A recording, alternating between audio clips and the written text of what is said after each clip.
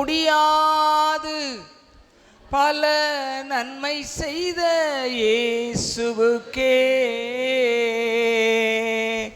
நன்றி நன்றி நன்றி என்று சொல்லி நான் துதிப்பே, நாள்தோறும் போற்றுவே, நாள்தோறும் போற்றுவே. எங்கள் அன்பு நிறைந்த பிதாவே, எங்களோடு பேசும் ஆசீர்வதியும் இயேசுவின் நாமத்தில் கேட்கிறோம் நல்ல பிதாவே. ஹல்லேலூயா. கர்த்தருடைய நாமம் மகிமைப்படுவதாக. இன்றைக்கு தேவனுடைய வார்த்தை நாம் தியானிக்க போகிறோம். இந்த மாதத்திற்காக தியானிப்பதற்காக ரோமருக்கு எழுதின நிருபம் 16ஆம் அதிகாரத்தில் 20ஆம் வசனத்தை நாம் தியானித்தோம் 1ஆம் தேதி. திரும்ப அந்த வசனத்தை நம்ம வாசிக்கலாம். சமாதானத்தின் தேவன் சீக்கிரமாய் சாத்தானை உங்கள் கால்களின் கீழே நசுக்கி போடுவார். ஹல்லேலூயா. இந்த வார்த்தைக்காக கரங்களை தட்டி கர்த்தரை மகிமைப்படுத்தலாமா?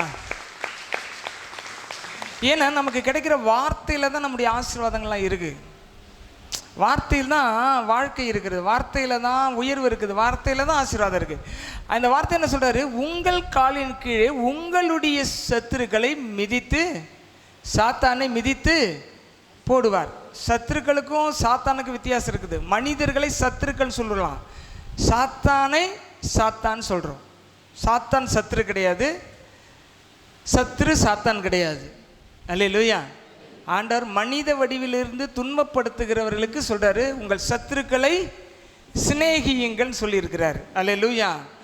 இப்போ இதை நீங்கள் பார்த்தீங்கன்னா இந்த சமாதானத்தின் தேவன், அதில் சமாதானம் என்ற வார்த்தையை எடுத்துக்கொள்ளலாம். இந்த சமாதானம் என்ற வார்த்தையை நம்ம எடுத்துக்கொண்டா அதுக்கு எபிரேய பதம் ஷலோம். சொல்லுங்க, ஷலோம். சொல்லுங்க, சத்தமா சொல்லுங்க, ஷலோம். ஒரு யூதனை பார்க்கும்போது ஷலோம் என்ற வார்த்தை தான் ஃபஸ்ட்டு சொல்லுவாங்க. அப்படின்னா சமாதானம், வெல்பீயிங், சேஃப்டி, பிளஸ்ஸிங்ஸ், ப்ராஸ்பெரிட்டி, இது நிறைய அர்த்தம் இருக்குது. இன்னொன்று என்ன சொல்கிறாங்கன்னா, இந்த வார்த்தைக்குரிய அர்த்தத்தை சொல்லியே முடிக்க முடியாது, அவ்வளோ ஆசீர்வாதம் இந்த ஷலோம் என்ற வார்த்தையில் இருக்குன்னு சொல்கிறாங்க. அதுக்கு 3 எபிரேய கான்சனன்ட் பயன்படுத்தப்படுது. ஒன்று ஷைன், இன்னொன்று லாமெட், இன்னொன்று வந்து மீம். அந்த ஷைன் என்ற அந்த எழுத்துக்கு கீழே ஒரு வவ்வல், ஷா என்ற வவ்வல், லோம்க்கு ஓ என்ற வவ்வல், இந்த 3 கான்சனன்ட் மீம். இது பார்த்தீங்கன்னு சொன்னால் இந்த வார்த்தை தெரியாத கிறிஸ்தவர்களே இருக்க முடியாது. ஷலோம் என்ற வார்த்தை சிலர் பேக்ரவுண்டாக கூட ஷலோம்னு போட்டு வச்சுருப்பாங்க. அல்லேலூயா. அப்போ தேவன் தம்முடைய மக்களுக்கு எல்லா ஆசீர்வாதங்களையும் இந்த ஒரு வார்த்தையில் வைத்திருக்கிறார். நீங்கள் சமாதானமாக இருந்து பாருங்க, எல்லாமே கிடைக்கும், எல்லாமே கிடைக்கும், எல்லாமே கிடைக்கும். அல்லேலூயா. யோபுனுடைய வாழ்க்கையில் புலம்பல், பயங்கர புலம்பல், பயங்கர கஷ்டம். அதில் ஒன்று சொல்லுவார் யோபுக்கு ஒரு ஆலோசனை சொல்லுவாங்க, நீர் அவரோட சமாதானமாயிரும். யாரோட? தேவனோடு சமாதானம். ஏன்னா இந்த முதல் வார்த்தை கொஞ்சம் டீட்டெயிலாக நம்ம பார்க்குறது தான் பின்னாடி வர்ற மெசேஜுக்கு உங்களுக்கு ஃபவுண்டேஷனாக இருக்கும். இந்த ஷலோம் என்ற வார்த்தை பார்த்தீங்கன்னா ஷைன், அது 2 விதத்தில் உச்சரிப்பாங்க. அது 3 கோடு போட்ட மாதிரி இருக்கும். நீங்கள் ஒரு ஹெலிகாப்டரில் பறந்துக்கிட்டு இஸ்ரேல் நாட்டை பார்த்தீங்கன்னா அந்த எழுத்தை அந்த நாட்டின் மீது போடப்பட்டது போல் இருக்கும். அதில் ஓடுகிற ஆறுகள், அதனுடைய வீதம்லாம் பார்த்தீங்கன்னா, அதனால தான் இந்த தேசத்தில் அவருடைய நாமம் போடப்பட்டிருக்கிறதான். அல்லேலூயா, அல்லேலூயா. அவர் இஸ்ரவேலின் தேவன் என்கிற அவருடைய நாமம் அந்த நாட்டின் மீதே போடப்பட்டிருக்குன்னு வேத பண்டிதர்கள் சொல்லுகிறார்கள். அல்லேலூயா. இப்படி இந்த ஷலோம் என்ற வார்த்தையை கவனிச்சோம்னு சொன்ன பழைய ஏற்பாட்டில் அதுக்கு வந்து நீங்கள் மொத்தமாக நீங்கள் பார்த்தீங்கன்னு சொன்னால் 236 இடத்துல இந்த ஷலோம் என்ற வார்த்தை வருகிறது. அதுதான் நீங்கள் ஏசாயா 9:6 வாசித்தீங்கன்னா சமாதான பிரபு அப்படின்னு இருக்குல்ல, பிரின்ஸ் ஆஃப் ஷலோம், சமாதான பிரபு அப்படின்னு போட்டிருக்கிறது. இது 208 வசனங்களில் 236 முறை பழைய ஏற்பாட்டில் வருகிறது. இதுக்கு என்ன பேர்? இந்த சமாதானத்துக்கு என்ன வார்த்தை இருக்குது எபிரேயத்தில்? ஷலோம். சத்தமா சொல்லுங்க. ஷலோம். இன்னும் சத்தமா. ஷலோம். ஷலோம். ஷலோம். ஹல்லேலூயா. அந்த உற்சாகத்தோடு ஆர்ப்பரிப்போடு சொல்லணும். ஹெவனு ஷாலோம் அலைக்கம், ஹெவனு ஷாலோம் அலைக்கம், ஹெவனு ஷாலோம் ஷாலோம் ஷாலம் அலைக்கம். ஈப்ரி பாட்டு. ஷலோம் அலைக்கும், சமாதானம் உண்டாவதாக. அல்லேலூயா. எல்லா மொழிகளிலுமே நீங்கள், அதனால தான் இயேசு கிறிஸ்து சீஷர்களுக்கு சொன்னார், ஒரு வீட்டுக்குள் பிரவேசித்தால் அதற்கு சமாதானம் உண்டாவதாக என்று. அப்படின்னு என்னென்ன, ஒரு வீட்டுக்குள்ளே போனால் என்ன சொல்லணும்? சமாதானம் உண்டாவதாக. ஒரே வார்த்தையில் என்ன சொல்லலாம்? ஷலோம். இன்னைக்கு காலையில் தூங்கி எழுந்தவொடனே வீட்டுக்காரர் பார்த்தவொடனே என்ன சொல்லணும்? ஷலோம். ஷலோம் சொல்லிட்டீங்கன்னா சண்டை வராது. வீட்டம்மா பார்த்தா என்ன சொல்லணும்? ஷலோம். இப்படி சொன்னால் எங்கே காது கேட்க அவங்களுக்கு? எனக்கே கேட்கல. ஷலோம். ஷலோம். எனக்கு மட்டும்தான் வாய் இருக்குன்னு நினைக்கிறேன். சத்தமாக சொல்லுங்க பார்க்கலாம். ஷலோம். ஷலோம். ஷலோம். அப்படின்னா சமாதானம் மட்டுமல்ல, எல்லா ஆசீர்வாதங்களும் அந்த வார்த்தைக்குள்ள தேவன் அடக்கி வைத்திருக்கிறார். அல்லேலூயா. அல்லேலூயா. சரி, இதை நீங்கள் கவனிச்சிங்கன்னு சொன்னாக்கா ஆதியாகமத்தில் 15 இடத்துல வருது. அதிகமாக எந்தெந்த இடத்துலாம் அந்த ஷலோம் வார்த்தை வருது நீங்கள் வேத ஆராய்ச்சி பண்ணி பாருங்கள். அதுக்காக சொல்கிறேன்.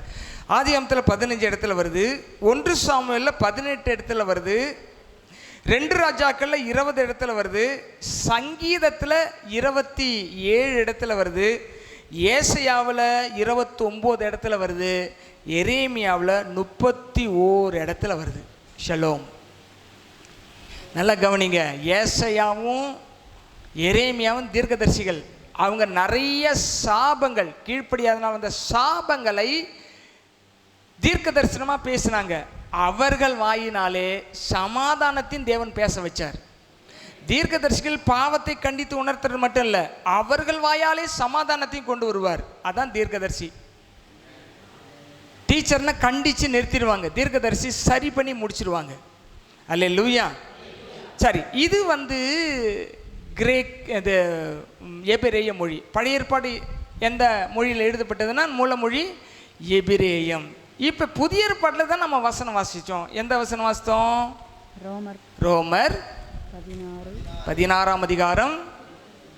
இந்த புதிய ஏற்பாடு எழுதப்பட்டதுன்னா கிரீக்கில் எழுதப்பட்டது, கிரேக்க மொழியில் எழுதப்பட்டது. அதுக்கு என்ன வார்த்தை? அரேனே என்ற வார்த்தை. சமாதானம் என்பதுக்கு அரேனே. சொல்லுங்க சத்தமா. அரேனே. அரேனே. அரேனே. நல்ல சத்தமா சொல்லுங்க. அரேனே. ஷலோம். ஷலோம். அரேனே. அரேனே. சமாதானம். சமாதானம். பீஸ். அல்லேலூயா. பீஸ்னா வேற பீஸ் நினைச்சிட்டு உட்காந்துட்டு கூடாது. அல்லேலூயா. கவனிங்க, அரேனே என்ற வார்த்தை இந்த கிரீக்கில் நீங்கள் பார்த்தீங்கன்னா புதிய ஏற்பாட்டில் 86 வசனங்களில் 92 முறை வருது. 86 வசனத்தில் 92 முறை வருகிறது. அப்போ இதெல்லாம் ஆய்வு செய்து பார்க்கும்பொழுது டோட்டலாக ஒரு சின்ன கேப்சூல் மாதிரி தர்றேன். தேவன் எந்த குறையும் இல்லாமல் எல்லா விதத்திலையும் ஆசீர்வதிக்கிற ஒரு வார்த்தையை நமக்குள் வைக்கிறார். அதுதான் ஷலோம், அரேனே, சமாதானம். ஆகவே தான் ஏசாயா 9:6 சொல்லியிருக்கிறார், அவருடைய நாமம் சமாதான பிரபு. சமாதான பிரபு. அவருக்கு ராஜான்னு எங்கே போட்டிருக்கு? அந்த அதிகாரத்தில் 9:6 என்னன்னு போட்டிருக்கு? அவர் நாமம் அதிசயமானவர், ஆலோசனை கர்த்தா, வல்லமையுள்ள தேவன், நித்திய பிதா, சமாதான பிரபு எனப்படும். நித்திய பிதா, சமாதான பிரபு. பிரபுன்னா என்ன? ராஜாவுக்கு கீழே இருக்கிறவ, அதாவது பிரின்சஸை தான் பிரபுன்னு சொல்கிறோம். அப்படின்னா இவருக்கு எப்பயுமே அவருடைய சமாதானம் இளமையாகவே இருந்து கொண்டே இருக்கும். அல்லேலூயா. இந்த கிரீக்கில் வந்து இந்த அரேனே என்ற வார்த்தை வந்து ஃபெமினின் ஜெண்டரில் எழுதப்பட்டிருக்கு. அப்படின்னா பெண்கள்லாம் எதுக்கு காரணமாக இருக்கணும்? பெண்கள்லாம் எதுக்கு காரணமாக இருக்கணும்? சமாதானத்துக்கா சண்டைக்கா? அதுதான் ஃபெமினின் ஜெண்டரில் எழுதப்பட்டிருக்கு. நல்லா கவனிங்க. ஒவ்வொரு வார்த்தையும் இப்போ பூமி என்ன சொல்கிறாங்க? பூமி தேவிய மாதவன் சொல்கிறாங்க இல்லையா? ஃபெமினின் ஜென்ரல், அதாவது முக்கியத்துவம் கொடுக்குற எல்லாவற்றுக்கும் ஃபெமினின் ஜென்ரல் யூஸ் பண்ணியிருக்காங்க. காவேரி தாயின்னு தான் சொல்கிறாங்க, தகப்பன் சொல்கிறாங்களே. முக்கியமானதுக்கெல்லாம் ஆண்கள் பெரிய மனசை வச்சு பெண்கள் பேரை வச்சிடுறாங்க. அல்லேலூயா. பஸ்ஸெலாம் போய் பாருங்கள், ஆண்கள் உட்காரதுக்கு இடம் பேர் எழுதியிருக்காது. அங்கே என்ன போட்டிருக்கோம்? பூவையர், மகளிர் மட்டும், அப்புறம் மகளிர், என்னென்ன நிறைய பேர்லாம் அழகழகாக பேர் போட்டிருப்பாங்க. நமக்கு ஆண்கள் உட்கார இடம்லாம் போட மாட்டாங்க. கவனிங்க, சமாதானம் வேண்டும் என்று சொன்னால் தேவனுடைய வார்த்தைக்குள்ளிருக்கிற அந்த விஷயத்தை நீங்கள் ஏற்றுக்கொண்டால் சமாதானம் கிடைக்கும். அல்லேலூயா, அல்லேலூயா. சரி, ரோமரில் பார்த்தீங்கன்னு சொன்னால் இதே போல் ரோமரில் ஒரு 11 இடத்துல சமாதானம் வருது. முதல் வார்த்தை 1:7, ரோமர் 1:7 பார்த்தீங்கன்னா அங்கே சமாதானம் இருக்கிறது. யாராவது ஒருத்தர் கடகடன்னு வாசிக்கிறீங்களா? ரோமர் 1:7. தமது நாமத்தின் நிமித்தம் விசுவாசத்துக்கு கீழ்ப்படிய பண்ணும் பொருட்டு எங்களுக்கு கிருபையையும் அப்போஸ்தல ஊழியத்தையும் அருளி செய்திருக்கிறார். உங்கள் விசுவாசம் உலகமெங்கும் பிரசித்தமாகிறபடியினாலே ரோமர் 1:7 அதில் சமாதானம் இருக்குது. நான் ரெஃபரன்ஸ் மட்டும் சொல்லிடுறேன், வாசிக்க வேண்டாம். 2ஆம் அதிகாரம் 10ஆம் வசனம். 2ஆம் அதிகாரம் நீங்கள் ஸ்க்ரீனில் வேணால் ஆன்லைனில் அந்த வசனம் வரும், நீங்கள் பார்த்து படிச்சுக்கிடுங்க. 2:10. அடுத்தது பார்த்தீங்கன்னா ரோமர் 3ஆம் அதிகாரம் 17ஆம் வசனம். சில டைமில் இங்கிலீஷுக்கும் தமிழுக்கும் கொஞ்சம் டிஃப்ரெண்ட் ஆகி வசனம் வராமல் கூட இருக்கலாம். அதனால் போத் இங்கிலீஷ் அண்ட் தமிழில் போட்டுருங்க. 3:17. அடுத்தது ரோமர் 5ஆம் அதிகாரம் 1ஆம் வசனம். அடுத்தது ரோமர் 8ஆம் அதிகாரம் 6ஆம் வசனம். ரோமர் 8:6. அடுத்தது ரோமர் 10:15. அடுத்ததாக ரோமர் 14:17 மற்றும் 19. 14, 17, 19 சமாதானம் எல்லாம் எழுதி தியானிங்க. அதுக்காக தான், உங்களுக்காக தான் சொல்லிட்டு இருக்கிறேன். 15ஆம் அதிகாரத்தில் 13ஆம் வசனமும் 33ஆம் வசனமும் சமாதானம் வருகிறது. கடைசியாக ரோமர் 16ஆம் அதிகாரம் 20ஆம் வசனத்தில் சமாதானம் வருகிறது. இதெல்லாம் நீங்கள் வச்சு தியானிச்சிங்கன்னா சமாதானம் உங்கள் வீட்டுக்குள்ளே வரும். வசனம் இல்லைன்னா व्यसனம் தான் வரும். சமாதானம் இல்லைன்னா சண்டை தான் வரும். ஆகவே சமாதானக்காரனரை பிடித்து கொள்ளுங்கள். அல்லேலூயா, அல்லேலூயா. இப்போ வாசிக்கலாம் ரோமர் 16:20. சமாதானத்தின் தேவன் சீக்கிரமாய் சாத்தானை உங்கள் காலின் கீழே நசுக்கி போடுவார். இந்த சில நாட்களாக உபவாசித்துட்டு இருக்கிற இந்த நாட்களில் நிறைய விஷயங்களுக்கு ஜெபிக்கும் பொழுது வானமண்டலத்தில் தடைகளை எல்லாம் ஆண்டவர் உடைச்சார். உங்கள் வாழ்க்கையில் இருக்கிற தடைகள், பிள்ளைகள் வாழ்க்கையில் இருக்கிற தடைகள் எல்லாம் நொறுக்கி தள்ளினார். சில விஷ பாம்புகளை எல்லாம் நசுக்கினார். ஏன் இதெல்லாம் சொல்கிறேன்னா, ஆவியில் போனால் தான் தெரியும் என்ன பண்ணிகிட்ருக்கோன்னு. நீங்கள் மாம்சத்தின்படி என்னை பார்த்தீங்கன்னா நான் என்ன செய்கிறேனே உங்களுக்கு புரியாது. என்னமோ இருக்கிறாருன்னு அப்படி தான் தோணும். உங்கள் மூளை இருக்கு பாருங்க, அது என்னை படிக்க முடியாது. உங்கள் ஆவி என்னை படிக்க முடியும். அப்போ நிறைய அடித்து நொறுக்கி துவம்சம் பண்ணி சாத்தானை நசுக்கி போட்டுட்டு இந்த வாக்கு தத்தத்தை கொடுத்துட்டார். முடிஞ்சுதுரா, எல்லாம் சத்துரின் கிரிகெல்லாம் முடிஞ்சுது. ஹல்லேலூயா. அப்போ நம்ம எப்படி இருக்கணும்? நம்ம ஒரு இடத்துல போய் உட்கார்ந்தா அங்கே இருக்கிற சத்துருக்களை அழித்து, சாத்தான் கிரிகளை அழித்து அங்கே போய் சிங்காசனத்தை ஆண்டவருக்கு போட்டு ஆண்டவர் உட்கார வைக்கணும். அல்லேலூயா. சமீபமாக வைத்தியசாலைக்கு போயிருந்தேன், ஜான் விக்டர் ஐயா உடையதில். அவர் ஒரு சிங்காசனம் போட்டு உட்கார்ந்துருக்காரு ஜம்முன்னு. யாரை வச்சு உட்காந்துருக்காருன்னா அங்கே பைபிள் வசனத்தெல்லாம் வச்சு உட்காந்துட்டு இருக்கிறாரு. அப்போ யாருக்கு சிங்காசனம் போட்டிருக்காரு? ஆண்டவருக்கு சிங்காசனம் போட்டு உட்கார்ந்துருக்கிறாரு. அல்லேலூயா. அப்போ அங்கே போகும்பொழுது தெரியும், ஒவ்வொரு இடத்துக்கு போகும்பொழுது தேவ பிரசன்னம் இருக்கா இல்லையான்னு பார்ப்போம். தேவ பிரசன்னம் இருந்துச்சுன்னா என்னுடைய ஆவி கரெக்டாக கனெக்ட் ஆகிடும் எல்லாத்தோடும். தேவ பிரசன்னம் இல்லைன்னா அதையே நினச்சிக்கிட்டு இருக்கிறது எல்லாமே கொலாப்ஸ் ஆகிடும். ஆகவே அங்கே போகக்குள்ள தேவ பிரசன்னத்தை நான் உணர்ந்தேன். அல்லேலூயா. அதே போல் நிச்சயதார்த்தத்துக்கு சபைக்கு போயிருந்தேன். அந்த சபைக்குள் நுழைந்த போது தேவ பிரசன்னத்தை உணர்ந்தேன். ஆகவே அங்கே எல்லாமே ஸ்மூத்தாக போச்சு.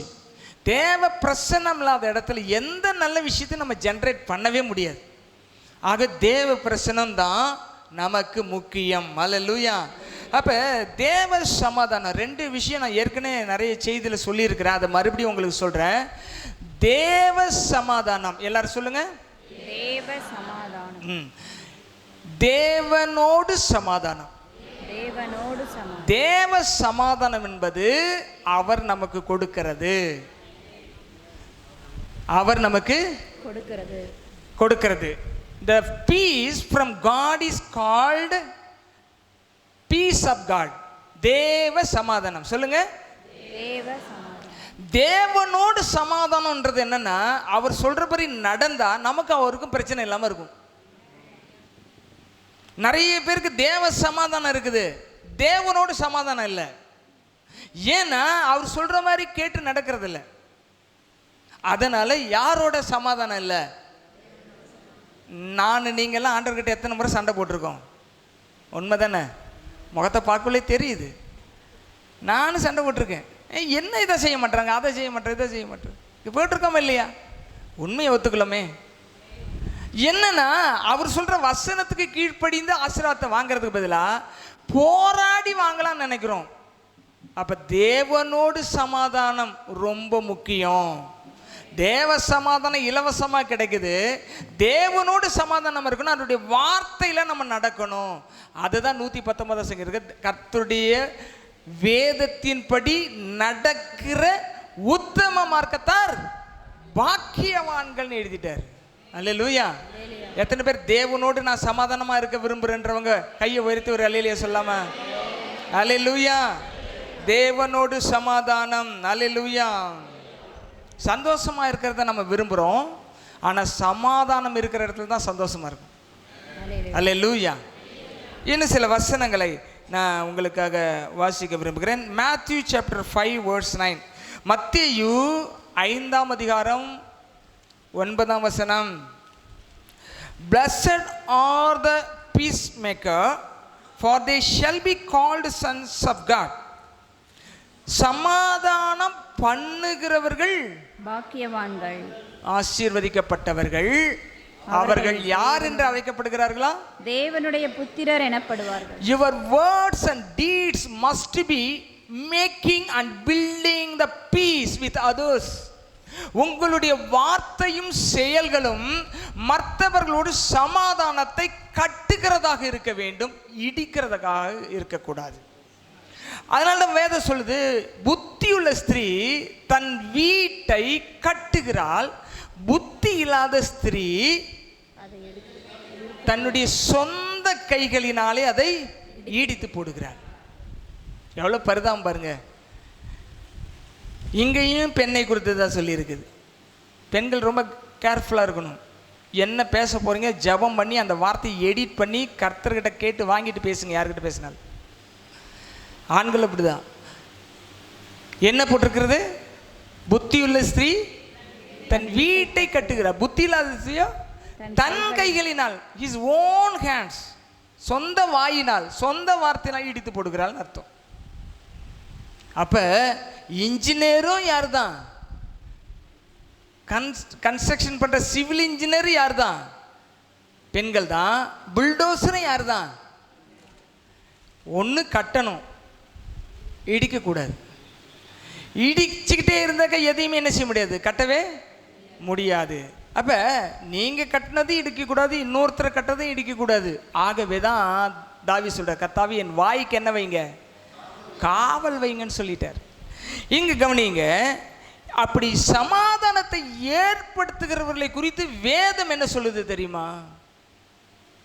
பாக்கியவான்கள். யார் அவங்க? பாக்கியவான்கள். சமாதானம் பண்ணுகிறவர்கள் அவங்க யார் என்று அழைக்கப்படுகிறார்கள்? தேவனுடைய புத்திரர், கடவுளுடைய மகன் என்று மகள் என்று அழைக்கப்படுகிறார்கள். அல்லேலூயா.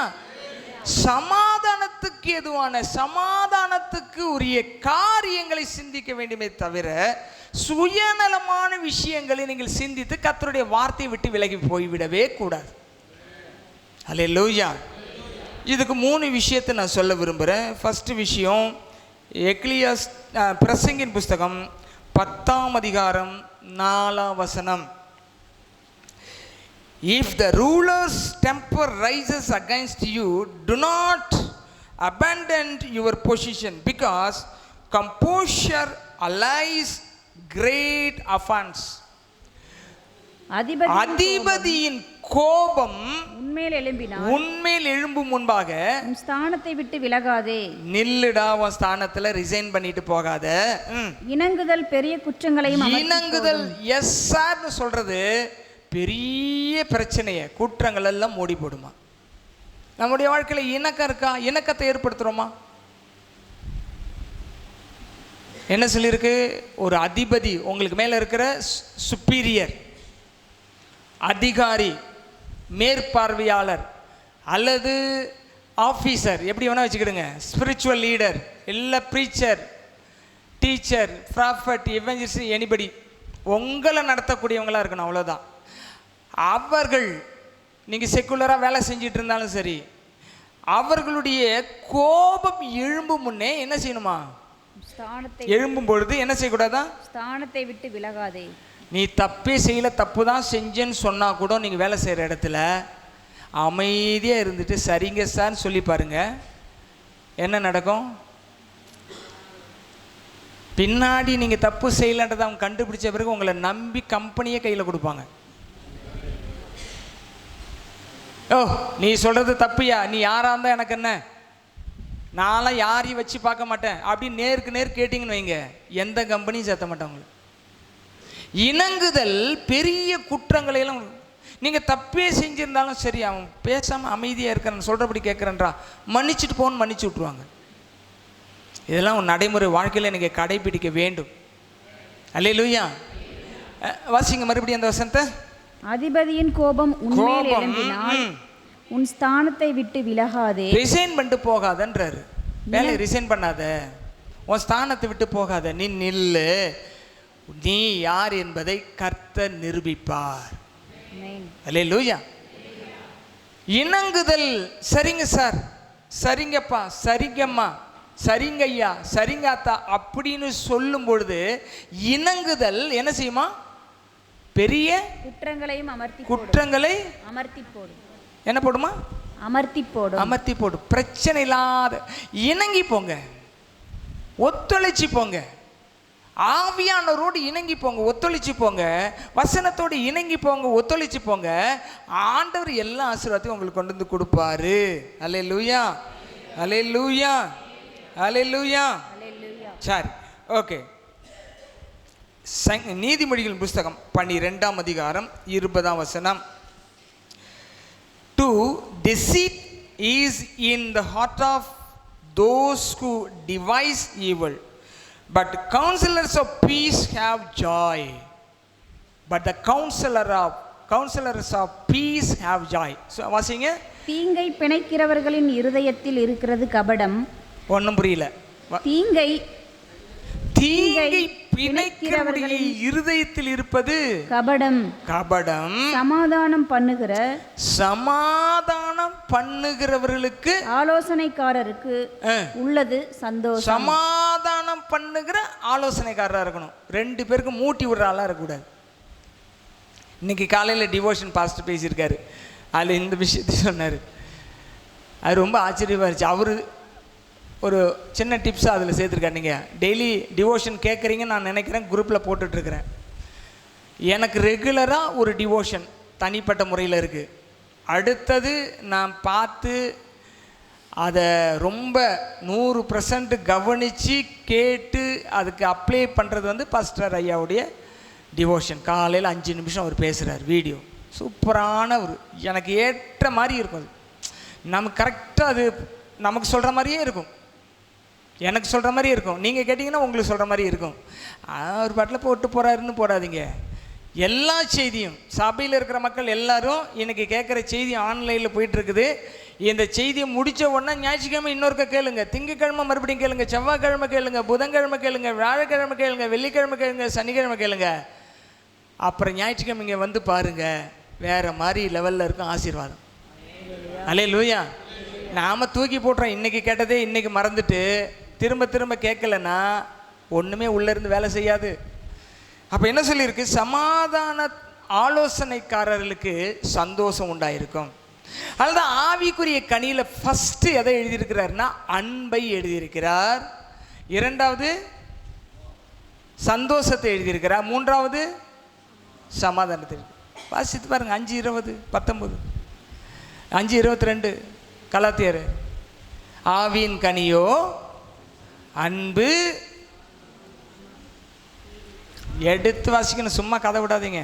ஆவியின் கனியோ அன்பு, சந்தோஷம். ரெண்டாவது என்ன வருது? சமாதானம்.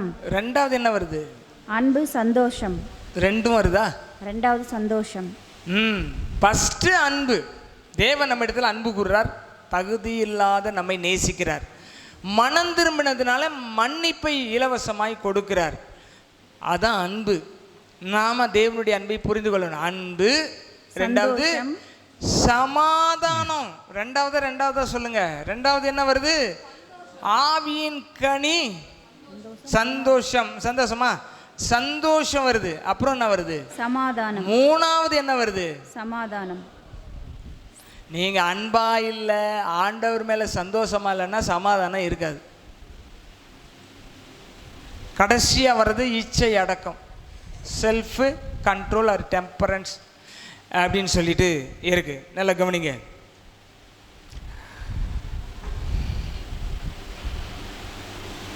நீதிமொழிகள் 12:20 என்ன சொல்லுது? சமாதானம் பண்ணுகிறவர்கள் பாக்கியவான்கள் அவர்கள். சரி, வாசிங்க.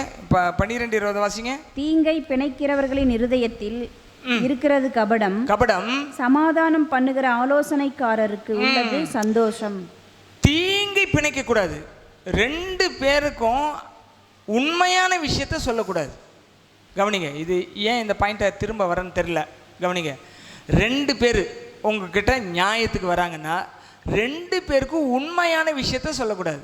அப்படின்னா என்ன செய்யணும்? உண்மையான விஷயத்த சொல்லக்கூடாதுன்னா என்ன? இப்போ பொய் சொல்லணுமா? இவர் சில விஷயத்த சொல்லுவார், இவர் சில விஷயம், ரெண்டுத்தையும் கேட்டுட்டு எதை சொன்னால் ரெண்டு பேருக்கும் சமாதானம் வரும்னு சொல்லணும். புரியுது உங்களுக்கு? ரெண்டுமே உண்மையை தான் சொல்லியிருப்பாங்க. அந்த ரெண்டு உண்மை யாருக்கிட்ட சொல்லக்கூடாது? இவர் சொல்கிற உண்மை இவர்கிட்ட சொல்லக்கூடாது, இவர் சொல்கிற உண்மையை சொன்னீங்கன்னா பிரிஞ்சு போயிடுவாங்க. புரியுதா உங்களுக்கு நான் சொல்கிறது? உண்மையை சொன்னால் என்ன வேணும்? ஆனால் இவர்கிட்ட என்ன சொல்லணுமோ அதை சொல்லி, இவர்கிட்ட விஷயத்தை அவர்கிட்ட சொல்லி, ரெண்டு பேருக்கு சமாதானத்தை உண்டு பண்ணக்கூடிய விஷயம் எதுவோ அதை மட்டும் சொல்லணும். அதை நம்முடைய தலைமை போஸ்ட கரெக்டாக செய்வார். நிறைய படிக்கணுங்க, நம்மளாம் நிறைய படிக்கணும். நம்ம எல்லாமே படிச்சுட்ட மாதிரி நம்ம இருக்கவே கூடாது. அப்போ பீஸ் மேக்கராக இருக்கணும். பீஸ் மேக்கர், சமாதானத்தை உண்டு பண்ணுறவங்களாக இருக்கணும். அல்லேலூயா. எங்கள் காதுக்கு வர எந்த விஷயத்தையுமே நாங்கள் இன்னொரு காதுக்கு போடுறதே கிடையாது. இந்த இந்த 30 வருஷத்துக்கு மேலே வேறு எந்த காதுக்குமே அனுப்ப மாட்டோம். அதனால தான் எல்லாரையும் சமாதானத்துக்குள் நடத்திட்டுருக்கோம்.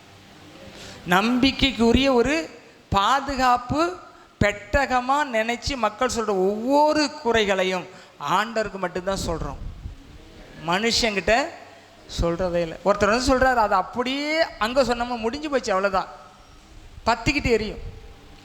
சமாதானத்தை உண்டு பண்ணணும். நீங்கள் சமாதான கேட்டுக்கு காரணமாயிடக்கூடாது. அல்லேலூயா. இப்போ உங்களை பற்றி இவர் இப்படி சொல்கிறாருன்னு ஒருத்தர்கிட்ட போய் சொன்னால் என்ன நினைப்பாரு? அடா இவ்வளோ நாள் அந்த மனுஷனை நல்லவன் நினச்சிட்டு இருந்தால் கடைசி என்னை பற்றி இப்படி பேசுகிறானா?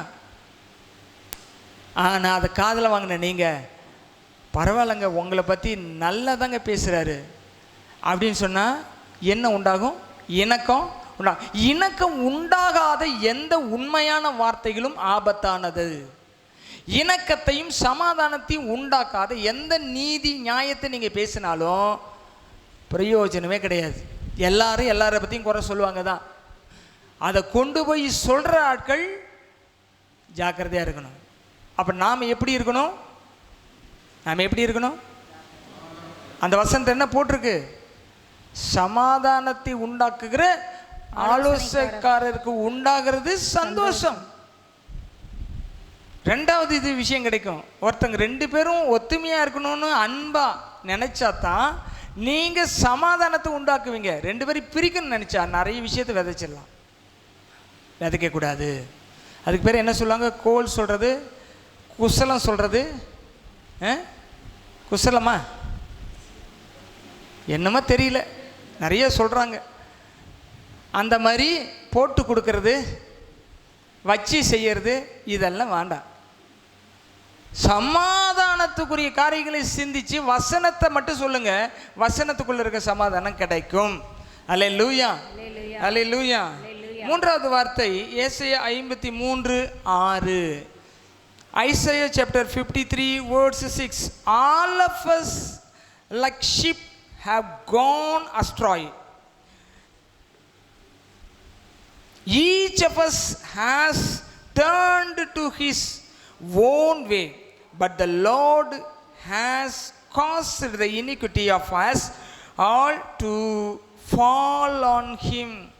நமக்கு சமாதானத்தை உண்டு பண்ணும் தண்டனை, ஆக்கினை அவர் மேல் வந்தது.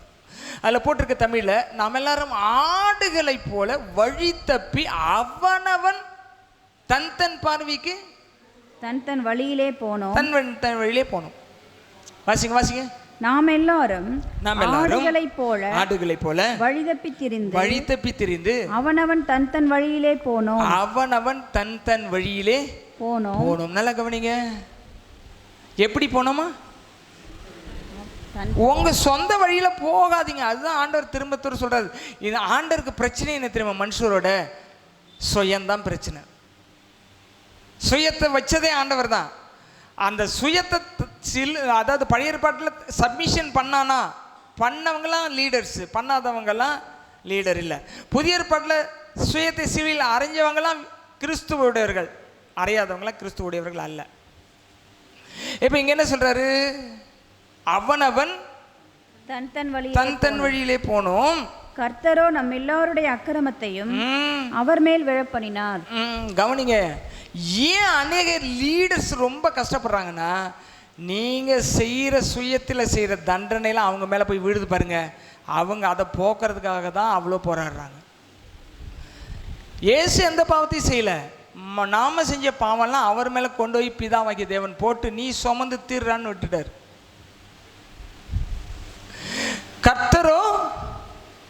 கர்த்தரோ நம்ம எல்லாருடைய அக்கிரமத்தையும், நம்ம எல்லாருடைய யூனிகிட்டிஸ் அக்கிரமத்தையும் அவர் மேல் விழப்பண்ணினார். ஃபால் ஆன் ஹிம், மேலே கொண்டு போட்டார்.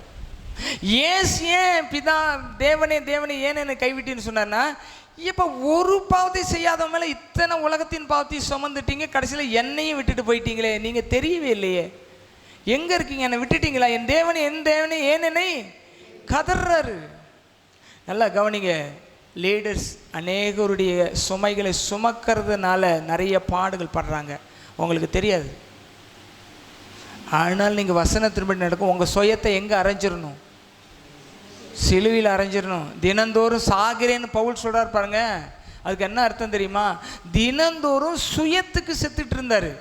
கிறிஸ்தவ வாழ்க்கைன்னா தினந்தோறும் சுயம் தலையெடுக்கும், தினந்தோறும் அதை கொல்லணும், தினந்தோறும் கிறிஸ்து சென்டராக இருந்து வாழணும். அதுக்கு பேர் தான் Christ centred life. Christ centred லைஃப்பில் இருக்கிறவங்க காட்ஸ் வில்ல தான் ஃபோக்கஸ் பண்ணுவாங்க. செல்ஃப் சென்டர்டு லைஃப்பில் இருக்கவங்க சுயத்தை வெளிப்படுத்துவாங்க, அவ்வளோதான். இது ரெண்டே லைஃப் தான், வேற ரெண்டு தவிர வேற எந்த லைஃப்புமே கிடையாது. ரெண்டே லைஃப் தான். அல்லேலூயா. அப்போ இங்கே என்ன வாசிக்கிறோம்? நம்ம எல்லாரும் ஆடுகளை போல. அப்போ ஆடுகள்னு சொல்லி தானே நம்மளெல்லாம் அழைக்கிறாரு மெய்ப்பன்.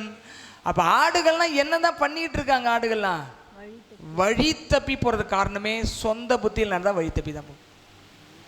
அதனால தான் கர்த்தருடைய வழிகள் என்னதென்று ஆராய்ந்து பார்க்கணும். பூர்வ நாட்களை நினைக்கணும். பூர்வ பாதைகள் எது என்று கேட்டு விசாரித்து நல்ல வழி எது என்று பார்த்து அதிலே நடக்கணும். அப்பொழுது உங்கள் ஆத்துமாக்களுக்கு என்ன கிடைக்கும்? இளைப்பாறுதல் கிடைக்கும், பீஸ் கிடைக்கும், ரெஸ்ட் கிடைக்கும், ஷலோம் கிடைக்கும். அல்லேலூயா. எபேசியர் 5ஆம் அதிகாரம் 33ஆம் வசனம். Ephesian chapter 5 verse 33.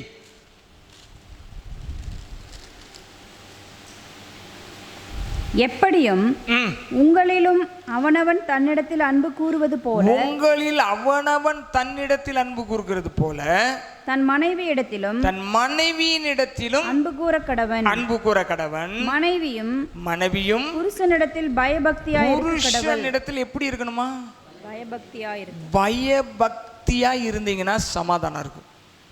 அன்பு கூறணும், வீட்டுக்கு வேண்டியதெல்லாம் வாங்கி போகணும், ட்ரெஸ் எடுத்து கொடுக்கணும், அன்பா பேசணும், அரவணைச்சி போகணும். எல்லாம் ஒரு புருஷன் செய்யணும். மனைவி செய்ய வேண்டிய ஒன்னே ஒன்று ஆண்டவர் எப்படி எழுதியிருக்காரு? பயபக்தியா இருக்க கடவுள். எப்படி இருக்கணுமா? பயபக்தியா. நான் இந்த சைடு வந்து நிற்கிறேன். பயபக்தியா இருக்கீங்களா? உங்களை பார்த்தா நடுங்கிட்டுல போறாங்க. பயபக்தியா இருந்தீங்கன்னா சாராளுக்கு பிள்ளைகளா இருப்பீங்க. மனைவியானவள் எப்படி இருக்கணுமா? புருஷனிடத்தில் பயபக்தியா இருக்கு. எங்கள் பாஸ்டர்ஸ் மீட்டிங் தலைமை சபையில் நடந்துச்சு. அப்போ வந்து பாஸ்டர் ராமி வந்து சேரில் உட்காந்துருந்தார். அவருக்கு கட்சிப்பு தேவைப்பட்டுச்சு.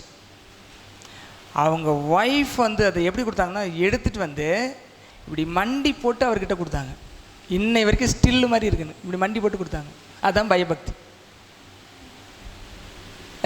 அங்கே போய் இருக்கு எடுத்துக்க, ஏமா அதுங்க அங்கே இருக்கு எடுத்துக்க, அது கூட எடுக்க முடியாதா? இது பயபக்தி கிடையாது. என்ன ஒரேடியே கத்துற, சும்மா இருக்க மாட்டியா? இப்படியெல்லாம் புருஷனை மிரட்டினீங்கன்னா கிருபையே கிடைக்காது.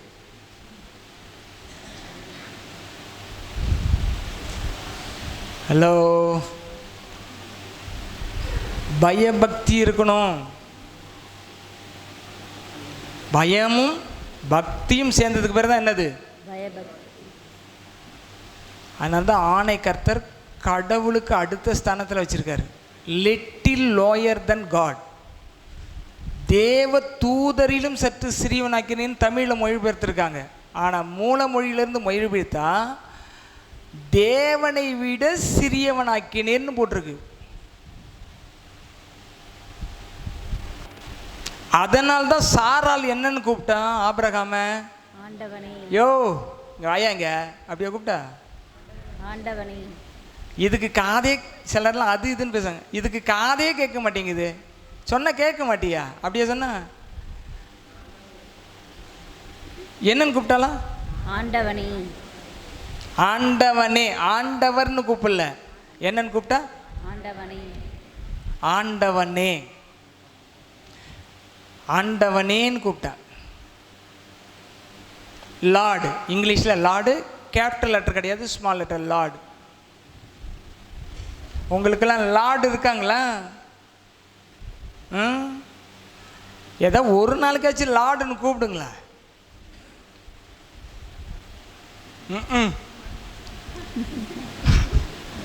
இப்போ கூப்பிட்றதே பெருசாக போச்சு.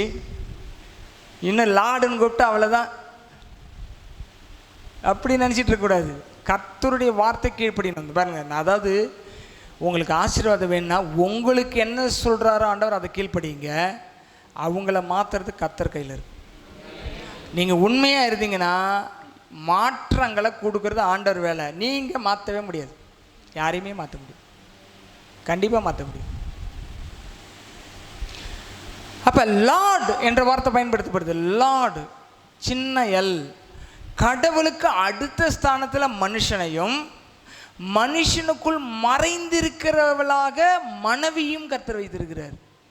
அப்படின்னா ஒரு மனுஷனுக்குள்ள மறைஞ்சிருக்கிறவங்க தான் பேர் தான் என்னது? ஈவ்னு பேர் வச்சார். ஈவ்னா ஹெல்ப்பர்னு அர்த்தம். ஈவ்னா என்ன? ஹெல்ப்பர்னு அர்த்தம். அப்படின்னா தன்னுடைய தலை எதை யோசிக்குதோ அதையெல்லாம் செஞ்சு கொடுக்குற உதவி செய்கிற ஒரு நபர்னு அர்த்தம். மறைந்திருந்து உதவி செய்கிற ஒரு மகளுக்கு பேர் தான் மனைவி, ஈவ். அல்லேலூயா. சிந்தனைகள் ரெண்டாக இருக்கும். என்னைக்கும் ஒரு மேலுடைய சைக்காலஜிக்கும் ஃபீமேலுடைய சைக்காலஜியும் என்டையர்லி டிஃப்ரெண்ட். ஒரு ஆணுடைய மனோநிலையும் பெண்ணுடைய மனநிலையும் வித்தியாசமாக இருக்கும். ஒன்றுமே மேட்ச் ஆகாது, ஒன்றுமே மேட்ச் ஆகாது. நான் படிச்சிருக்கிறதுனால சொல்கிறேன். ஒரு ஆணுடைய பிரெயினை ஒரு பெண் ஈஸியாக ரீட் பண்ணிடலாம். ஆனால் ஒரு பெண்ணுடைய மூளையை ஆணால் படிக்கவே முடியாது. ஏன்னா அது அப்பப்போ ரொம்ப ஸ்பீடாக போயிட்டே இருக்கும். அதனால தான் கணவன் மனைவியை நேசிக்கணும்னு சொல்லிட்டாரு. நேசித்தா தான் இது ஒத்துழைக்கும், நேசிக்கலாம் ஒத்துழைக்காது. அல்லேலூயா. அப்போ இன்ட்யூஷன் பவர் அப்படின்னா உள்ளுணரும் தன்மை ஒரு ஆணை விட பெண்ணுக்கு பல மடங்கு அதிகம். இப்படின்றதுக்குள்ளேயும் பல விஷயத்தை அப்சர்வ் பண்ணக்கூடிய பவரை யாருக்குள்ளே வச்சுருக்காரு? வச்சுட்டு நீ என்ன தான் இதில் டெவலப்பாக இருந்தாலும் உனக்கு ஒரு லாடை கொடுத்துருக்க, அவனுக்கு கீழ்ப்படின்னு வச்சுட்டார். யாருக்கு கீழ்ப்படியணும்? கணவன். யாருக்கு? பைபிள் சொல்லியிருக்கு. 1 பேதுருல இருக்குன்னு நினைக்கிறேன். ஆமாம், 1 பேதுரு புஸ்தகத்தில் சொந்த புருஷருக்கு அந்தப்படி மனைவிகளே, வாசிங்க. எபேசியர் 5:33. 1 பேதுரு 3:1. 1 பேதுரு 3:1. 3:1. அந்தப்படி மனைவிகளே, உங்கள் சொந்த புருஷருக்கு கீழ்ப்படிந்திருங்கள். அப்பொழுது அவர்களில் யாராவது திருவசனத்துக்கு கீழ்ப்படியாதவர்களாய் இருந்தால் பயபக்தியோடு கூடிய உங்கள் கற்புள்ள நடக்கையை அவர்கள் பார்த்து போதனையின்றி நோட் பண்ணுங்க. அது ரொம்ப முக்கியமான பாயிண்ட். டீச்சிங் நீங்க பண்ண வேண்டியதில்லை, நீங்க நடக்கிற நடக்கையை வச்சு அவங்க மாறிடுவாங்க. மனைவிகளின் நடக்கையினாலே போதனையின்றி அதை வந்து அண்டர்ஸ்கோர் பண்ணுங்க. 3ஆம் அதிகாரம் 1ஆம் வசனமா? 3ஆம் அதிகாரம் 2ஆம் வசனம் வந்துருச்சு. அப்ப பாருங்க, போதனையின்றி போட்டிருக்கா. போதனையின்றி மனைவிகளின் நடக்கையினாலே ஆதாயப்படுத்தி நீங்க சொல்றதை கேட்பாங்க. நீங்க சொன்னா செய்ய மாட்டாங்க, நீங்க நடந்தா செய்வாங்க. நீங்க தான் பைபிளே படிக்கிறது இல்லையா, அப்புறம் எப்படி நடக்கிறது? பைபிளை மையமாக வச்சு உங்க வாழ்க்கையை வாழ்ந்தீங்கன்னா, வசனத்தின்படி நீங்க வாழ்ந்தீங்கன்னா தானா மாறும். இல்லாட்டி தலைகளை நின்னாலும் மாறாது. இதுல கீழே 5ஆம் வசனம் நினைக்கிறேன். இப்படியே பூர்வத்தில் பேர் பெற்றிருக்கிற தேவனிடத்தில் நம்பிக்கையாயிருந்த பரிசுத்த யாரிடத்தில் நம்பிக்கையா இருந்த? தேவனிடத்தில் நம்பிக்கையா இருந்த பரிசுத்த ஸ்திரீகளும். அவங்களுக்கு பேர் என்ன? பரிசுத்த. நல்ல கவனிங்க. தேவனிடத்தில் நம்பிக்கையா இருந்து கர்த்தர் என் கணவனை ஆசீர்வதிப்பார், உயர்த்துவார், மாற்றுவார் நம்புறவங்களுக்கு பேர் தான் கர்த்தர் இடத்துல நம்பிக்கையா இருக்கிற என்ன ஸ்திரியா? பரிசுத்த ஸ்திரீ. பரிசுத்த வார்த்தையை நீங்க விசுவாசிக்கணும். பரிசுத்த ஸ்திரீகள் தங்களுடைய புருஷர்களுக்கு கீழ்ப்படிந்து தங்களை அலங்கரித்தார்கள். அதாங்க அலங்காரம். கீழ்ப்படியல்னா அலங்காரம் இல்லாம அலங்கோலமா இருக்கிறன்னு அர்த்தம். நீங்க கீழ்ப்படியலைன்னா அலங்கோலமா இருக்கிறீங்க, கீழ்ப்படிஞ்சீங்கன்னா அலங்காரமா இருக்கிறீங்க. எப்படி வேணா இருக்கலாம், ஆனா ஆவிக்குரிய அலங்காரம் இருக்கணும்னா கீழ்ப்படிதல். அப்பதான் சமாதானம் இருக்கும். 6ஆம் வசனம். அந்தபடியே சாராள் ஆண்டவன் என்று சொல்லி அவனுக்கு கீழ்ப்படிந்திருந்தால் நீங்கள் நன்மை செய்து ஒரு ஆபத்துக்கும் பயப்படாதிருந்தீர்களானால் அவளுக்கு பிள்ளைகளாய் இருப்பீர்கள். கரங்களை தட்டி கர்த்தரை மகிமைப்படுத்தலாமா? ஆங்கிலத்தில் வாசிக்கிறேன். As Sarah obeyed Abraham called him Lord, and you are her children if you do good and do not fear anything that is frightening. என்ன சொல்றாருன்னா, அவ செஞ்சது மாதிரி அதுக்கு அர்த்தம் என்னென்னா, அவர் செஞ்சது மாதிரி நீங்களும் செஞ்சீங்கன்னா உங்களுக்கு எந்த ஆபத்துமே வராதுன்னு ப்ராமிஸ் பண்ணுறார். நீங்கள் இதை தொடரெல்லாம் பார்த்து பார்த்து பார்த்து அதில் வர சிந்தனையில் மண்டலை ஏற்றி மாமியார் எப்படி பண்ணணும், மாமனாரை எப்படி பண்ணணும், இதெல்லாம் எதில் தான் வருது? தொடரை பார்த்து குட்டிச்சவராக போச்சு சமுதாயம். சைக்காலஜிக்கல் செட்டிங் இப்படி தான் சிந்திக்கணும்னு ஒருத்தனை ட்ரெயின் பண்ணுது. அதனால தான் நிறைய குடும்பங்களில் பிரச்சனை. அல்லேலூயா. தொடரை நீங்கள் தொடரக்கூடாது. எதை தொடரணும்? சங்கீதத்தில் 1:3 சொல்லியிருக்கு, இரவும் பகலோருடைய வேதத்தில் தியானமாக இருக்கிற மனுஷன் பாக்கியவான்னு சொல்லியிருக்கு. அதை தொடரணும். இப்படி செஞ்சால் ஆண்டவர் என்ன செய்வார்னு ஒரு உதாரணத்தை நம்ம பார்க்கலாம், வாசிக்கலாம். Joshua chapter 10:24. யோசுவா 10ஆம் அதிகாரம் 24ஆம் வசனம். அவர்களை யோசுவாவினிடத்திற்கு கொண்டு வந்த போது யோசுவா இஸ்ரவேல் மனுஷரை நல்லா கவனிங்க. இதனுடைய ஸ்டோரி உங்களுக்கு சொன்னதான் உங்களுக்கு புரியும். கொஞ்சம் பார்த்தலாம். யோசுவா 10ஆம் அதிகாரத்தில் கவனிங்க.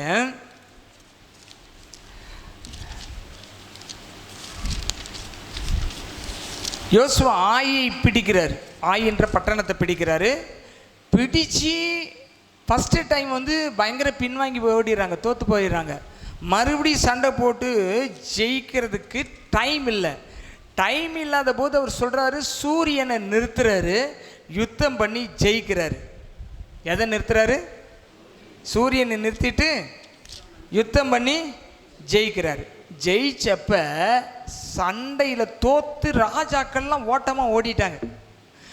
ஓடன பொழுது 22லேருந்து வாசிக்கிறேன் பாருங்க. சரி, 20லேருந்தே வாசிக்கிறேன், அப்போ தான் புரியும். யோசுவாவும் இஸ்ரவேல் புத்திரரும் அவர்கள் மகா பெரிய சங்காரமாய் அவர்களை அழியும் அளவும் சங்கரித்தார்கள். அவர்களில் மீதியானவர்கள் அரணான பட்டணங்களுக்குள் புகுந்தார்கள்.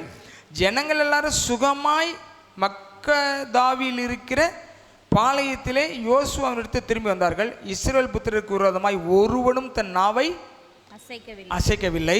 அப்பொழுது யோசுவா கெபியின் வாயை திறந்து, அல்லேலூயா. என்னன்னா, இந்த ராஜாக்கெல்லாம் போய் 5 பேர் பயந்துக்கிட்டு போய் தோற்று போய் ஒரு கெபியில் பூந்துட்டாங்க. அந்த கெபியின் வாசலை அடைச்சி வச்சுட்டாங்க. வெளியில் எங்கேயும் ஓடக்கூடாதுன்னு அடைச்சி வச்சுட்டாங்க. 22 வாசிங்க. கெபியின் வாயை திறந்து அந்த 5 ராஜாக்களையும் அந்த கெபியிலிருந்து என்னிடத்தில் வெளியே கொண்டு வாருங்கள் என்றான். அவர்கள் அப்படியே செய்து எருசலேமின் ராஜாவும் எபிரோனின் ராஜாவும் பர்மூத்தின் ராஜாவும் லாகீஸின் ராஜாவும் எக்லோனின் ராஜாவும் ஆகிய அந்த 5 ராஜாக்களையும் அந்த கெபியிலிருந்து அவனிடத்தில் வெளியிலே கொண்டு வந்தார்கள். சத்துரு தோத்துடணும், சத்துருவை தோற்கடிக்கணும், சத்துருவை முற்றிலும் நிர்மலமாக்கணும். சத்துருடைய பலன் திட்டம் வல்லமை ஒன்றுமலாமல் ஆக்கிட்டாலும் அதன் பிறகு என்ன செய்யணும்னு பைபிள் சொல்லுது நமக்கு. இந்த கதை எத்தனை பேருக்கு புரியுது? சூரியன் சந்திரன் நிறுத்தி சண்டை போட்டாச்சு, சங்காரம் பண்ணியாச்சு, யுத்த வீரர்கள் மடிஞ்சாங்க, ராஜாக்கள் தப்பிச்சிட்டாங்க. ஓடி போய் ஒளிஞ்ச பொழுது ஒரு கெபியில் பூந்தாங்க. அதை ஒருத்தன் கல் வச்சு அடைச்சிட்டான், வெளியே வராத மாதிரி. எல்லாத்தையும் முடிச்சுட்டு எல்லாரும் சண்டையை ஓஞ்சி வந்தபோது அந்த 5 ராஜாக்கள் வெளியே கொண்டு வர சொல்கிறாங்க. நல்லா கவனிங்க. என்ன வசனம் நம்ம வாசித்தோம்? என்ன வசனம் வாசித்தோம்? எந்த வசனத்தில் ஆரம்பித்தோம்? எந்த வசனத்தில் ஆரம்பித்தோம்? எந்த வசனம் வாக்கு தத்துவம்? ரோமர் 14. அங்கே என்ன போட்டிருக்கு? சமாதானத்தின் தேவன் சீக்கிரமாய் சாத்தானை உங்கள் கால்களின் கீழே நசுக்கி போடுவார். சரி, இப்போ கவனிங்க. அவர்களை யோசுவா இடத்தில் கொண்டு வந்தபோது யோசுவா இஸ்ரவேல் மனுஷர் எல்லாரையும் அழைப்பித்து தன்னோடு கூட வந்த யுத்த மனுஷன் அதிபதிகளை நோக்கி, நீங்கள் கிட்ட வந்து, என்ன போட்டிருக்கு? கிட்ட வந்து உங்கள் கால்களை இந்த ராஜாக்களுடைய கழுத்துக்களின் மேல் வையுங்கள் என்றான். உங்கள் கால்களை இந்த ராஜாக்களுடைய கழுத்துக்களின் மேல் வையுங்கள் என்றான். அவர்கள் கிட்ட வந்து தங்கள் கால்களை அவர்கள் கழுத்துக்களின் வைத்தார்கள். அப்பொழுது யோசுவா அவர்களை நோக்கி, நீங்கள் பயப்படாமலும் கலங்காமலும் பலத்து திடமனதாய் இருங்கள். நீங்கள் யுத்தம் பண்ணும் உங்கள் சத்துருக்களை எல்லாம் கர்த்தர் இப்படியே செய்வார் என்றார். கரங்களை தட்டி கத்திரம். எப்படி கனெக்ட் ஆகி வருது பார்த்தீங்களா? அன்னைக்கு யோசுவாவுக்கு எதிராய் வந்த அரசர்களை படுக்க வச்சு அவங்க கழுத்துல அதிபதிகள் என்ன இஸ்ரேல் அதிபதி கால்களை வைத்தார்கள். புதிய ஏற்பாட்டில் பவுல் சொல்றாரு, ஆவிக்குரிய யுத்தத்தில் இருக்கிற நீ, உனக்கு எதிராக 5 ராஜாக்கள் 5 கண்டத்தின் ராஜாக்கள் வந்தாலும் அந்த 5 கண்டத்தின் ராஜாக்களுடைய கழுத்திலே காலை வைத்து எல்லா சத்துருக்களும் இப்படியே செய்யப்படும் என்று சொல்லுன்றாரு. அதை தான் வாக்குத்தத்தமா இங்க சொல்றாரு. என்ன சொல்றாரு பவுல்? ஆவிக்குரிய மனுஷன், பரலோகத்தை அதிகமாய் அறிந்த மனுஷன், சென்று வந்த மனுஷன் சொல்றாரு, சமாதானத்தின் தேவன், வெள்ளை கோயில் இருக்கிற சபையாரே, இந்திய சபையாரே, உலகத்திற்கு உண்மையுள்ள சபையாரே, சமாதானத்தின் தேவன் சீக்கிரமாய் சீக்கிரமாய் சாத்தானை உங்கள் காலின் கீழே நசுக்கி நசுக்கி நசுக்கி நசுக்கி போடுவார்.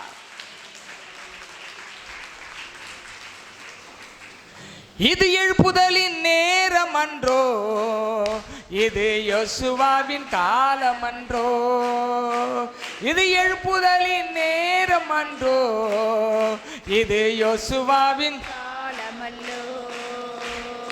எக்காலம் ஊதி எரிகோவை பிடிப்போம், ஆரவார துணியோடே கானானுக்குள் நுழைவோம். ஆமென். எரிகோவை பிடிப்போம், ஆரவார துணியோடே கானானுக்குள் நுழைவோம். எழுப்புதலின் நேரம் அன்றோ, இது இயேசுவின் காலமல்லோ.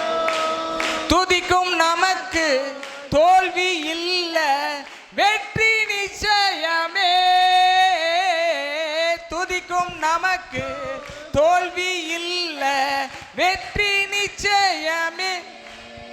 சர்வ வல்லவரின் ஆயுதத்தை ஏந்திடுவோமே, சாத்தானின் ராஜ்யத்தை அழித்திடுவோமே.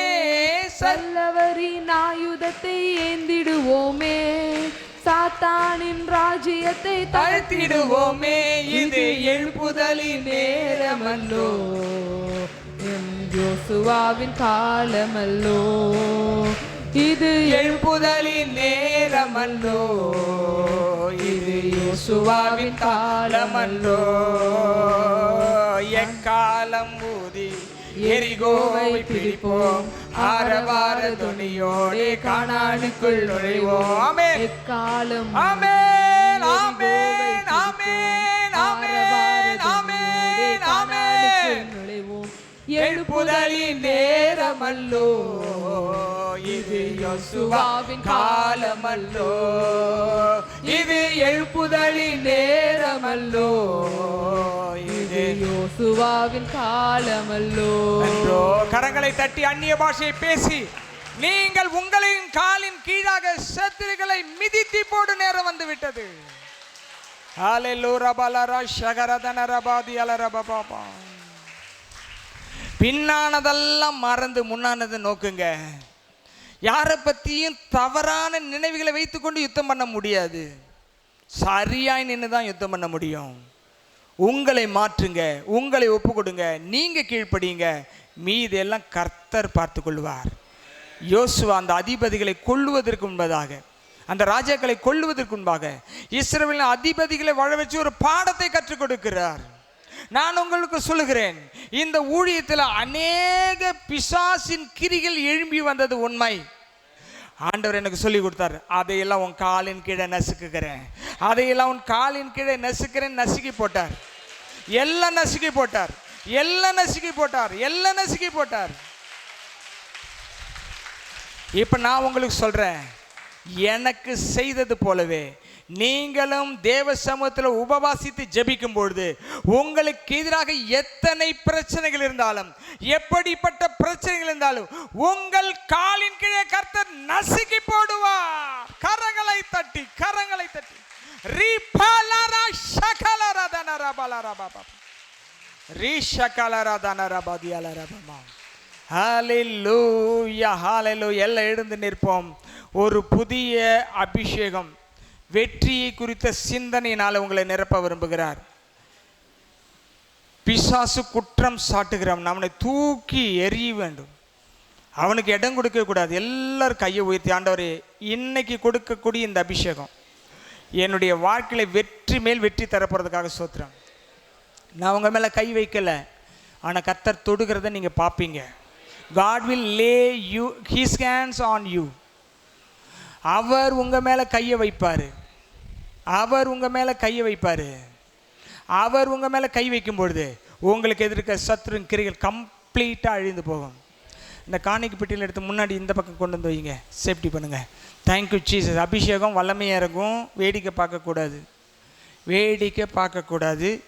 உங்களுக்கு எதிராக இருக்கிற எல்லாம் அழியக்கூடிய நேரம் வந்து விட்டது. Thank you Jesus. ஆண்டவருடைய வல்லமை பெரிதாக இருக்கிறது. ஆண்டவருடைய வல்லமை இங்கே அசைவாடி கொண்டிருக்கிறது. Thank you Jesus. வார்த்தை உள்வாங்கி இருந்தால் இந்த வார்த்தையில் இருக்கிற வெற்றி இன்றையிலிருந்து, இந்த செகண்டிலிருந்து உங்களுக்கு சொந்தம். எல்லாம் கண்ணை மூடி கையை உயர்த்தி ஆண்டவரை நோக்கி பாருங்கள். ஆண்டவருடைய வல்லமை உங்களுக்கு வெற்றியை தருவதற்காக கடந்து வருகிறது. வெற்றிக்குரிய சிந்தனை, வெற்றிக்குரிய அபிஷேகம் வருகிறது. Receive it in the name of Jesus. Receive it in the name of Jesus. வார்த்தையில் தான் வெற்றி இருக்கிறது. நான் விசுவாசிக்கிறேன். தேவன் 1ஆம் தேதி கொடுத்தார் என்றால் 1ஆம் தேதியே எல்லாம் நசுக்கி போட்டு விட்டார் என்று நான் விசுவாசிக்கிறேன். நீங்கள் விசுவாசித்தால் தேவ மகிமையை காண்பீர்கள். மகிமையை காண்பீர்கள். மகிமையை காண்பீர்கள். Jesus, Jesus, Jesus. Deliverance. Receive it in the name of Jesus. இயேசுவின் நாமத்தினாலே எல்லா கிரிகளும் அழிக்கப்பட்டு போவதாக. எல்லா கிரிகளும் அழிக்கப்பட்டு போவதாக. Come out, come out, come out in the name of Jesus. Come out, come out, come out, come out in the name of Jesus. Come out in the name of Jesus. Come out, come out in the name of Jesus. Shakala rakaraba shikaba rakara siala rababa baba. Hallelujah, hallelujah, hallelujah, hallelujah, hallelujah. Oraba shakabara siala rakarabadana rababa baba. Rishagaradana rabadiala rababa baba. Hallelujah. வெற்றி கோடி பிடித்திடுவேன் நான். வெற்றி கொடி பிடித்திடுவோம், நாம் வீரநடை நடந்திடுவோம். பலனாலும் மேடானால் ஆவிதாமே கொடி பிடிப்பார். வெள்ளம் போல சாத்தான் வந்தாலும் ஆமென். ஆவிதானே கொடி பிடிப்பார். அஞ்சாதே என் மகனே, நீ அஞ்சாதே என் மகளே. அஞ்சாதே என் மகளே, நீ அஞ்சாதே என் மகளே. வெற்றி கொடி பிடித்திடுவோம், ஆமென். நாம் வீரநடை நடந்திடுவோம். ஹல்லேலூயா. வெற்றி கொடி பிடித்திடுவோம், நாம் வீரநடை நடந்திடுவோம். எல்லா தரித்திர ஆவிகள் வெளியேறுவதாக. பலவீனத்தின் ஆவிகள் வெளியேறுவதாக. வியாதியை உண்டு பண்ணுகிற ஆவிகள் வெளியேறுவதாக. குழப்பத்தை உண்டு பண்ணுகிற ஆவிகள் வெளியேறுவதாக. சமாதானத்தை கெடுக்கிற ஆவிகள் வெளியேறுவதாக. சந்தோஷத்தை குலைக்கிற ஆவிகள் வெளியேறுவதாக. Out in the name of Jesus, I command you out. I command you out in the name of Jesus. Shakalara balara shagara danara baba baba baba. Thank you Jesus. Thank you Jesus. Thank you Jesus. இந்த வேளையில உங்க வீட்டுக்குள்ள தேவனுடைய வல்லமை இறங்கி உங்கள் வீட்டை எல்லாம் எந்த கிரிகந்தாலும் சாம்பலாக்குகிறது, சுட்டெரிக்கிறது. உங்க வீடு சமாதானத்தின் வீடாக, சந்தோஷத்தின் வீடாக, அன்பு நிறைந்த வீடாக கர்த்தர் மாற்றுறார். என்னுடைய வீட்டை மாற்றுறார், உன்னுடைய வீட்டை மாற்றுறார். கரங்களை தட்டி, கரங்களை தட்டி. ராகாலரா ஷகரதன ரபாதியல ரபாபா. ஹல்லேலூயா. வீட்டுக்குள்ள புகுந்த எல்லா கிரியும் அழிக்கப்பட்டு அகற்றப்படுகிறது. Thank you Jesus. எல்லாம் கர்த்தரை ஆர்ப்பரிங்க, ஆர்ப்பரிங்க, ஆர்ப்பரிங்க. ஆர்ப்பரிச்சு நன்றி சொல்லுங்க. நீங்கள் வீட்டுக்குள்ளே போகும்போது ஒரு சமாதானத்தை காண்பீர்கள். Thank you Jesus.